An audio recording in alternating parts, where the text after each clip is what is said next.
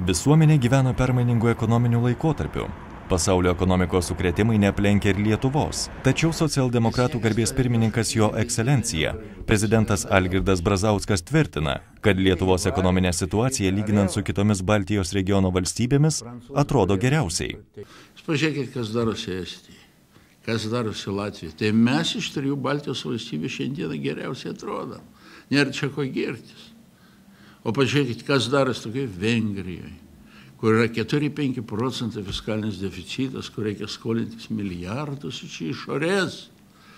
Tai mes šitą išvengiam. Tačiau ekonomikos lėtėjimas vis dėlto pastebimas ir Lietuvoje.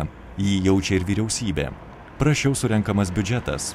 Socialdemokratų partijos garbės pirmininkas sako, kad taip nutiko dėl to, jog planuojant biudžetą buvo vadovautasi optimistinėmis ekonomikos augimo prognozėmis. Tačiau, pasak Brazausko, net ir Lietuvos ekonomikai sulėtėjus, žmonių pragyvenimo lygis smarkiai pakisti neturėtų.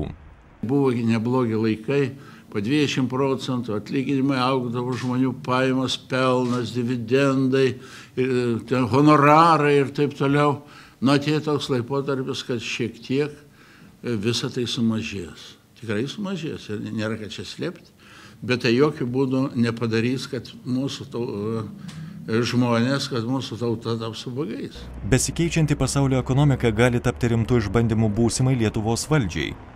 Teisingiems naujos vyriausybės sprendimams reikės žinių ir patirties.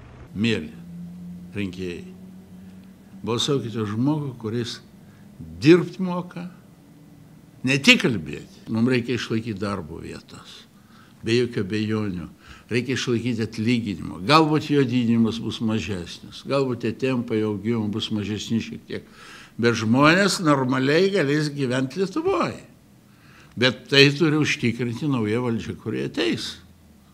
O jin turi ateiti kvalifikuota.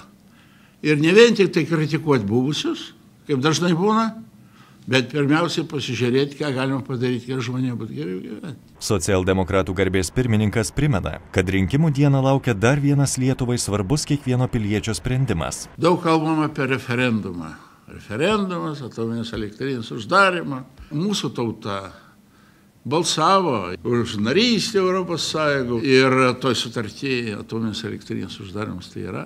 Šito referendumo rezultatai tampa gerų instrumentų, papildomų valdžiai. Toliau dėrėtis, kalbėtis su kitų valstybių vadovais, todėl kad visos 27 kartu su Lietuva turi vis tik tai pakeisti šitą sutartį ir šitą sutarties punktą. Lietuvos socialdemokratai už valstybės rūpestį žmonėmis.